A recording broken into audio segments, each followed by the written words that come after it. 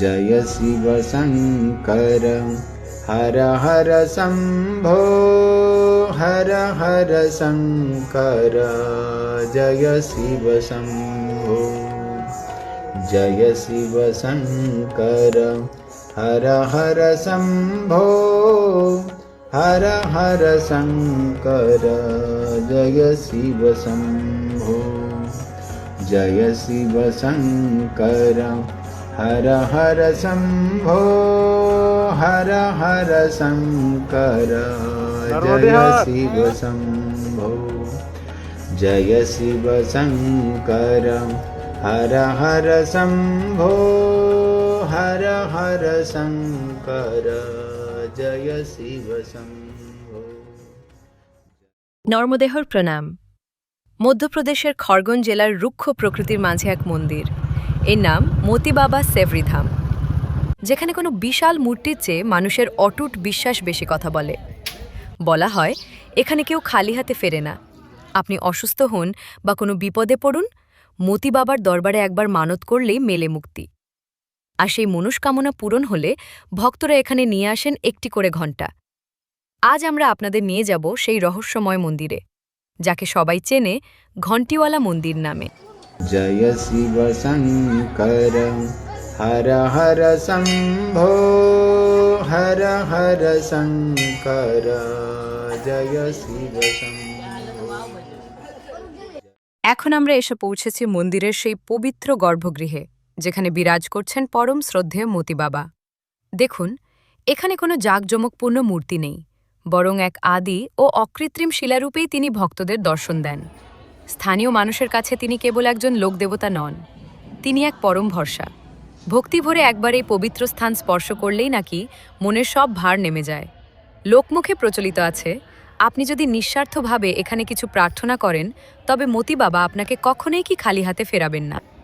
जय शिव शंकर हर हर शंभो हर हर शंकर जय शिव शंभो जय शिव शंकर। বন্ধুরা, মতি বাবা সেভরি ধামের সবচেয়ে বিস্ময়কর আর অলৌকিক দৃশ্যটি এখন আপনাদের সামনে। ভালো করে লক্ষ্য করুন এই প্রাচীন বৃক্ষটির দিকে। বিজ্ঞানের নিয়মে যা অসম্ভব, আধ্যাত্মিকতায় তাই এখানে ধ্রুব সত্য। কাণ্ড নেই, ভেতরটা একদম ফাঁকা, শুধু বাইরের ছালটুকু টিকে আছে। বিজ্ঞানকে হার মানিয়ে এই মৃতপ্রায় গাছটি আজও সগৌরবে দাঁড়িয়ে। ভক্তদের বিশ্বাস, কোনো অসুস্থ শিশুকে এই ফাঁকা কাণ্ডের ভেতর দিয়ে পার করে দিলে সে অলৌকিকভাবে রোগমুক্ত হয়। যেখানে যুক্তি শেষ হয়, সেখানেই শুরু হয় মতি বাবার এই অটুট বিশ্বাসের জয়গান।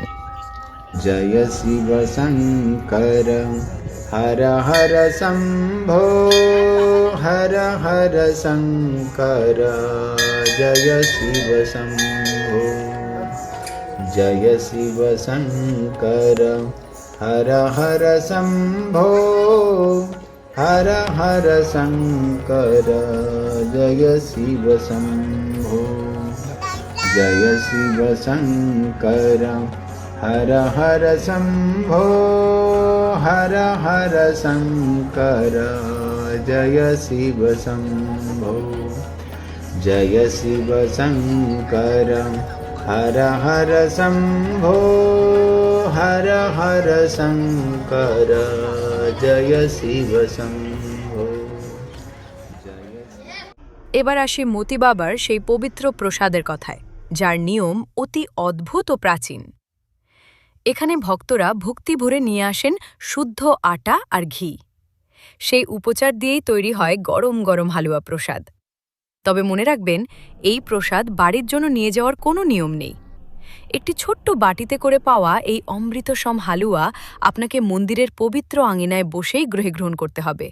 বলা হয়, মতি বাবার এই প্রসাদ মাটিতে পড়তে নেই এবং বাইরে নিয়ে যেতে নেই।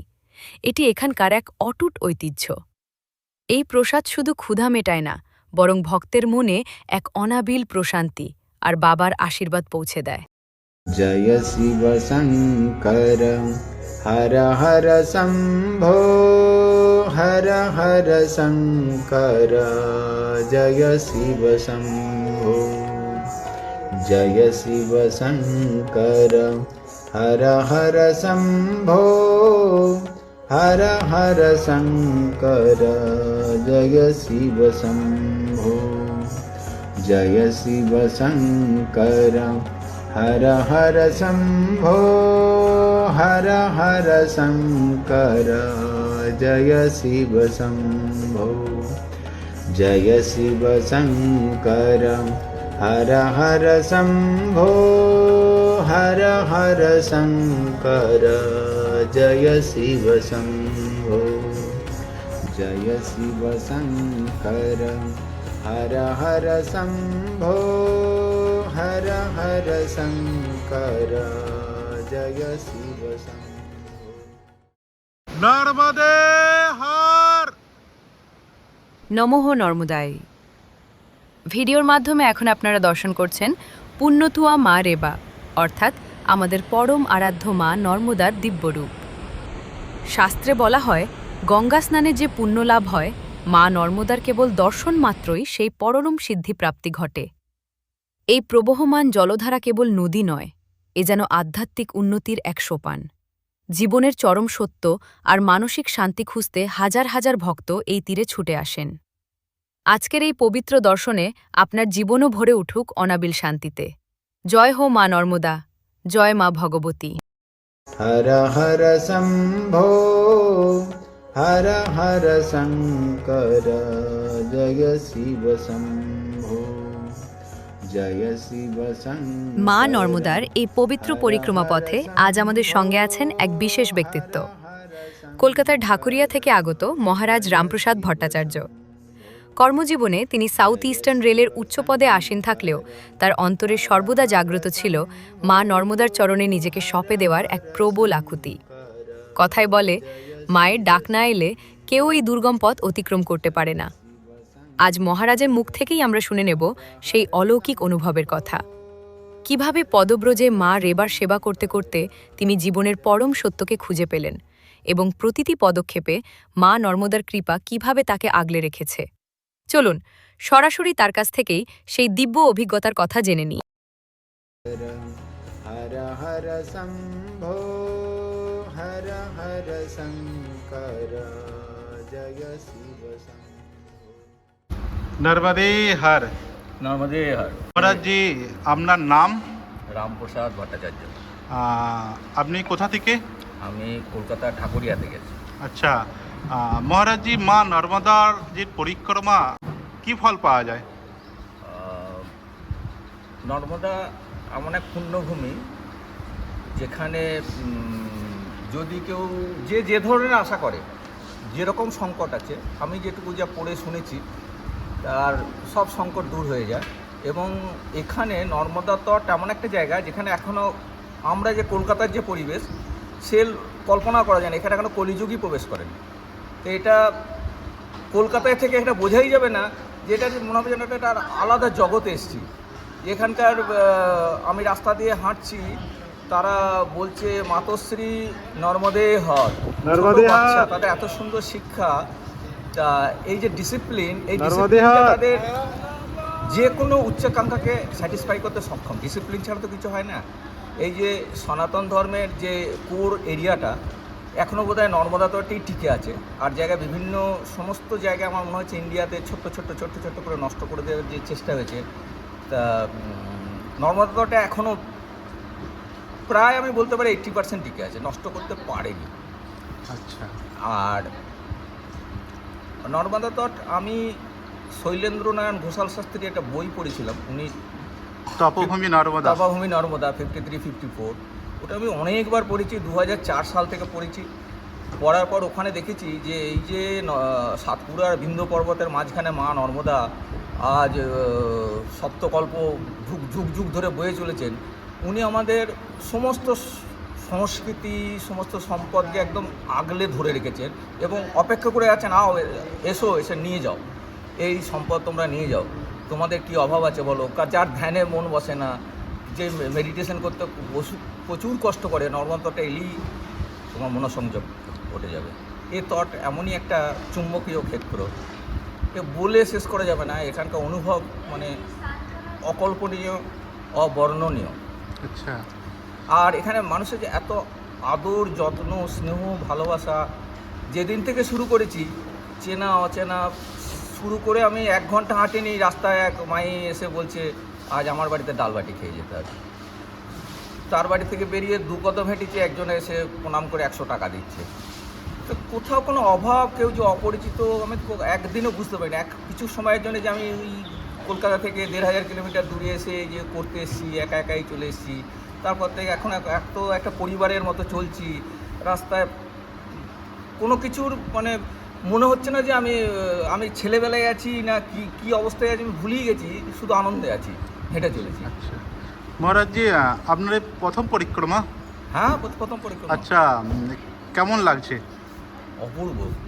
আমি তো 2004 থেকে পড়ছি, বইটা পরিক্রমা করার সময় পাচ্ছি না। আমি চাকরি করতাম, ছুটি পাওয়া যায় না। কেন এখানে কতদিন লাগবে? 4 মাস লাগবে না 5 মাস লাগবে না 6 মাস লাগবে আমি জানি না। 3500 কিলোমিটার হাঁটা। তা আমি 26শে নভেম্বর থেকে শুরু করেছি। আমি গত জানুয়ারি 25-এ রিটায়ার করেছি। রিটায়ার করার পর একদম মুখিয়ে ছিলাম যে রিটায়ার করার পরই আমি পরিক্রমা করব। তা একবার দেখবো ওখানে কী কী আছে। আমাদের ঘোষাল শাস্ত্রী মশাই যেভাবে লিখেছেন যে এখনও মণিমাণিক্য আমাদের নর্মদা তটেই আছে। আচ্ছা, আর বড় বড় সাধু সন্তদের যদি তুমি দেখতে চাও হিমালয় না, তুমি নর্মদার তটে আসতেই হবে। এলেই দেখতে পাবে। এবং কিছু অনুভব তো আমার ইতিমধ্যেই হয়েছে, যেগুলো বোধহয় আমি কোনো মন্দিরে বা কলকাতার কোনো ঘরে বসে মেডিটেশন করলে 10 বছরেও হতো না। আমি 2-4 দিন হাঁটার পরই দেখছি যে আরে এখানে তো এমনি অদ্ভুত কিছু ঘটনা আমি অনুভব করছি। আচ্ছা, মতলব মা নর্মদা তটে আসলে নিজেকে জানার একটা সুযোগ থাকবেই। একটা অন্যরকম জায়গা, একটা যে পরিবেশে আমি এতদিন থেকে এসেছি সে থেকে আগে সম্পূর্ণ আলাদা। আমি যেরকম পড়ে যা দেখেছিলাম তার থেকেও আরও ভালো লাগছে এখানে এর মধ্যে ডুব দিয়ে। আচ্ছা, পড়ে যা শুনেছিলাম সে তো ঘোষাল শাস্ত্রীর মতো মশাই, তিনি তো বড় বড় সাধু সন্তের সঙ্গে সাক্ষাৎ করেছেন, সাধু সন্ত তাকে স্নেহ ভালোবাসা দিয়েছে।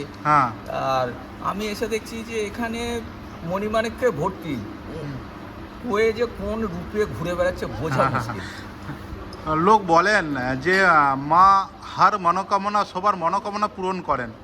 হ্যাঁ, আপনার কি কোনো এরকম মনোকামনা আছে? আমার কোনো মনোকামনা নেই। আমার একটাই মনোকামনা আছে যে পরিক্রমা মার্কণ্ড ঋষি মার্গদর্শক শ্রী রামচন্দ্র যে পরিক্রমা করেছেন, যুধিষ্ঠির যে পরিক্রমা করেছেন, আমি ভারতবর্ষ হয়ে শুধু সে পরিক্রমাটা করতে চাই। তারপরে কি ফল হবে না হবে জানি না, অন্তত ওই খাতায় নাম লেখাতে চাই যে আমি নর্মদা পরিক্রমা করেছি। আচ্ছা, এটাই আমার স্যাটিসফ্যাকশন। মা আমাকে পরিক্রমা করা, কি ফল হবে না হবে আমি ওসব কিচ্ছু ভাবি না। আচ্ছা মহারাজজি, লোক বলে যে মা কোনো না কোনো রূপে দর্শন দেয়, আপনার কোনো এরকম অনুভব হয়েছে? হয়েছে একবার। বলুন না একবার। রামেশ্বরম, অনেকগুলো রামেশ্বরম শিব আছে। এক রামেশ্বরম শিবের থেকে আমি তখন ঘন্টা 1.5 দূরে, প্রচুর রোদ, 12:30 বাজছে, কেউ লোক নেই, আমি একাই হাঁটছি। তা খুব কষ্ট হচ্ছে। এবারে কাউকে জিজ্ঞেস করার মতো মানুষ পাচ্ছি না। একটা বাচ্চা মেয়ে ছিল 11-12 বছরের, কালো নোংরা, কটা চুল খানিকটা। তাকে জিজ্ঞেস করলাম যে আশ্রম কত দূরে? বলে আমি অত কিছু জানি না, তা ওই যে টাওয়ার দেখতে পাচ্ছ ওই টাওয়ারের নিচেই আশ্রম আছে, টাওয়ার ধরে চলে যাবে। তা এত সোজা সাপটা এত সহজ এবং এত সুন্দর, এত তীক্ষ্ণভাবে বললো যে ও কথা বলার তার বেশি সময় নেই, অথচ সে যে কী করছে আমি বুঝতে পারলাম না। তা আমি ওই টুকটুক করে হাঁটতে আমি ওই ধরনের কথা খুব পছন্দ করি। তারপরে চলে এলাম, আরামসে এসে পৌঁছে গেলাম রামেশ্বরম তীর্থে। এবং সেখানে তো মানে কী বলে যে আমাদের গ্রামের বাংলা একটা কথা আছে, গুরুর আদর। যে কোনো আশ্রমে গেলে গুরুর আদর পাওয়া যায়। খাওয়া বোঁদে, যে আমি যা খেতে ভালোবাসি সেই খাওয়া দাওয়া বাস হয়ে গেল, আর কিছু দরকার নেই। আর সে মাইকে পরে আর দেখতে পেলাম না আমার মনে হচ্ছে। আচ্ছা, আর ওই অশ্বত্থামা বাবাজিকে দেখা যায় আমার মনে হচ্ছে আমি একবার দেখেছি, কিন্তু এই জিনিসগুলো এমনই যে সময় ঘটে না, সে সময় আত্মবিলুপ্তি ঘটে। আচ্ছা, একদিন আমি দূর দিকে উঁচু সেই মাটির জমাট, সে মাটির গর্ত দিয়ে আমি হাঁটছি, প্রচুর ধুলো, একা, এবং হাঁটতে সকালবেলায়। তা আমি জোরে জোরে হনুমান চল্লিশা পাঠ করতে আসছি। আর আমার সামনে দিয়ে স্ট্রেট একদম চাবুক চেয়ার, দাড়ি, আর কালি ঝুলি মনে হচ্ছে মেখে নোংরা একটা কম্বল জড়িয়ে শান্ত গতিতে দৃঢ় পদক্ষেপে পাশ দিয়ে একজন যাচ্ছিল। আমি ভাবছি পাগলের পাশ দিয়ে যাচ্ছি না কি যাচ্ছি, তা এত তার শান্ত দৃঢ় পদক্ষেপে সে সুন্দরভাবে হেঁটে যাচ্ছে। এই আশুতোষ ভগবান ছাড়া কেউ হতে পারে না। আর সেকেন্ড যদি কেউ হতে হয়ে থাকে তো সে অশ্বত্থামা। আচ্ছা। অশ্বত্থামার আমি ফ্যান নই, হ্যাঁ। কারণ অশ্বত্থামাকে আমি ঘৃণা করি, যে বাচ্চাদের মেরেছিল না, কিন্তু তবুও মনে হলো সবাই বলে না অশ্বত্থামা দর্শন দেয়, এমন হলো অশ্বত্থামা। আশুতোষের তো আমি ফ্যান, কিন্তু অশ্বত্থামার আমি ফ্যান নই। তা আমার প্রথম কথা মনে হচ্ছিল ভগবান আশুতোষে আমার পাশ দিয়ে হেঁটে যাচ্ছে। আচ্ছা। এগুলো একা একা চললেই এগুলো হয়, অনুভব আসে এবং আসে এখানে সহজ, যেগুলো তুমি কোথাও বসে আমার মনে হয় এক জন্ম কেটে গেলেও যা করতে পারবে না সাধনা করে, নর্মদা তট পরিক্রমা করলেই পাওয়া যায়। হ্যাঁ। আরে এই জন্যই তো এমন কোনো সাধু ঋষি নেই যে নর্মদা তটে এসে তপস্যা করেনি, তার অন্য জায়গায় হচ্ছে না বলেই তো এখানে এসছে। হ্যাঁ, তপভূমি নর্মদা, সে অন্য কোনো জায়গায় থেকে তার তপটা সিদ্ধ হচ্ছে না, এই জন্যই এখানে এসে সে কুটি করে সে তপস্যা করেছে এবং সিদ্ধি লাভ করেছে, খুব সহজেই করেছে। মহারাজ জি, বাংলা এবং বাঙালি সমাজের জন্য আপনার কি উদ্দেশ্য, কি বলবেন নর্মদাজি? সকল ভারতীয়রই উচিত একবার নর্মদা পরিক্রমা করার, এবং আমাদের যে সনাতন ধর্ম এবং হিন্দু ধর্ম এটাকে জাগরণ করা, এবং হিন্দু ধর্মের মধ্যে যে ট্রেজার আছে, যে শিক্ষা হিন্দু ধর্ম দেয়, আমি মনে করি এটা কোনো কি বলে না এক পেশে চিন্তা নয়। হিন্দু ধর্মের যে শিক্ষা, যে দর্শন, যে চিন্তা, সর্বে সুখিন সন্তু সর্বে সন্তু নিরাময়, এটা কোনো ধর্ম শেখায়নি। তা এটা সবারই ভালোর জন্য চিন্তা করে। তা সেটাকে আরও প্রসার সেটাকে টিকিয়ে রাখাটাই এখন মুশকিল হয়ে পড়েছে। এত শত্রু এতভাবে আমাদের ধর্মটাকে বিকৃত করার, নিশ্চিহ্ন করার চেষ্টা করছে, এটাকে বাঁচিয়ে রাখা আমাদের সবারই দায়িত্ব, এবং তারই অঙ্গ হিসেবে নর্মদা পরিক্রমা একবার করা দরকার। যে আমি ভারতবর্ষে জন্মেছি, হিন্দু হয়ে জন্মেছি, আমার নর্মদা পরিক্রমা করবো না, এই ভাবনাটা সকলের মনে জাগ্রত করা দরকার। নর্মদা পরিক্রমা করলে কিচ্ছু খরচ নেই, কোনো চিন্তা নেই, একবার এসে কোনো একটা ঘাট থেকে তুমি পরিক্রমার একটা শপথ নাও, যে প্রচার যে মন্ত্র নিয়ে মায়ের এক শিশি জল নিয়ে তুমি রাস্তায় নেমে পড়ো, বাস, তোমার আর কোনো অভাব নেই। সকলে দেখবে তোমাকে আদর করছে, যত্ন করছে, তোমার খাওয়া পড়া পোশাক থাকা সব ফ্রি। এই জিনিস আর কোথাও পাওয়া যায় না, এই সুযোগ নষ্ট করো। যে লোক আমাকে প্রশ্ন করেন যে কোথা থেকে শুরু করব, এর সাথে কি কি নেব, যদি একটু বলেন। একটা ব্যাগ, হ্যাঁ, আর স্রেফ 2 সেট কাপড়, যত হালকা সম্ভব, হ্যাঁ, আর একটা জলের পাত্র, কমণ্ডলু যেটা বলে থাকে, আর একটা লাঠি তো কিনতে হবে, মাছের লাঠি। মায়ের জন্ম তো ওই বেনুবন থেকে, মাছের লাঠি, ওটা যে কোনো যেখানেই জল পরিক্রমা শুরু করবে সেখানেই পাওয়া যায়। ওই পয়সাটুকু জোগাড় করতে হবে। একটা ব্যাগ, আচ্ছা, নিজে তো জামা কাপড় পরে, সাদা পোশাক মা পছন্দ করে, সাদা পোশাক, 2 সেট সাদা পোশাক, একটা কাচতে হবে, শুকিয়ে নিয়ে আবার পরতে হবে, বাস, আর কিচ্ছু দরকার নেই। কোথা থেকে পরিক্রমা উঠাবেন? ওঙ্কারেশ্বর থেকে শুরু করাই ভালো, কেননা ওঙ্কারেশ্বরের মাথায় জল চড়ে দিয়ে পরিক্রমা শেষ করতে হয়। আচ্ছা, ওঙ্কারেশ্বরে যখন পরিক্রমা শেষ হবে, ওই জলটা বাবার মাথায় চড়ানোর সুযোগ, আর তোমাকে এক্সট্রা হাঁটাহাঁটি করতে হবে না, কোথাও যেতে হবে না, বাসে চড়তে হবে না, বাস, ওঙ্কারেশ্বরই শেষ করে দেবে। আচ্ছা, খুব সুবিধা হবে। মহারাজজি, আপনি কোন পদে ছিলেন? আমি সাউথ ইস্টার্ন রেলে অ্যাসিস্ট্যান্ট ফাইন্যান্সিয়াল অ্যাডভাইসার ছিলাম। দীর্ঘদিন ধরে সনাতন ধর্মের উপর এত অত্যাচার রয়েছে, দেখলে চোখে জল আসে, শুনলে ভাবলে, তারপরে সনাতন ধর্ম টিকে আছে, এত ক্ষমতা, অথচ কারো এর এক মূল মন্ত্র হচ্ছে সর্বে সুখিন সন্তু সর্বে সন্তু নিরাময়, অথচ এই ধর্মটার উপরে এত অত্যাচার। সনাতন জাগ্রত হোক, হিন্দু রাষ্ট্র হোক, ভারত এক হোক, এই আমাদের মূল মন্ত্র। আর লোকে একবার যে হিন্দু হয়ে জন্মেছে, একবার নর্মদা পরিক্রমা করুক। আজ আমরা জানলাম মতি বাবা শেবৃধামের সেই অলৌকিক ঘণ্টার রহস্য, দেখলাম কাণ্ডহীন সেই আশ্চর্য বৃক্ষ, আর অনুভব করলাম মা নর্মদার প্রতি রামপ্রসাদ মহারাজের সেই অগাধ ভক্তি। আসলে বিশ্বাস যেখানে পাহাড় সমান, সেখানে বিজ্ঞানও থমকে দাঁড়ায়। বন্ধুরা, আজকের এই আধ্যাত্মিক যাত্রা আপনাদের কেমন লাগলো? কমেন্টে অবশ্যই লিখুন নর্মদে হর। ভিডিওটি ভালো লাগলে লাইক করুন এবং এই ধরনের আরও অলৌকিক ও পবিত্র স্থানের গল্প জানতে আমাদের চ্যানেলটি সাবস্ক্রাইব করে পাশে থাকুন। নর্মদে হর। জয় শিব শঙ্কর।